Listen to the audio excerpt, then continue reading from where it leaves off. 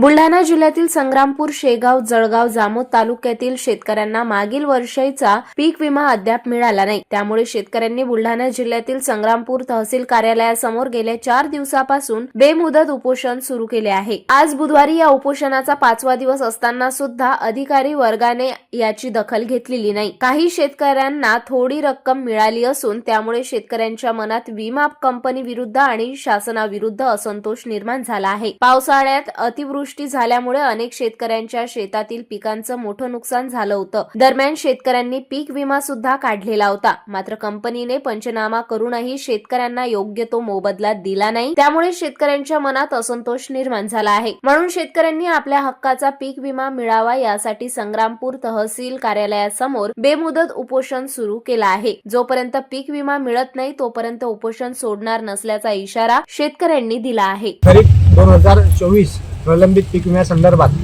तहसील कार्यालय संग्रामपूर या समोर भव्य असे आमरण उपोषण सुरू करण्यात आले आहे।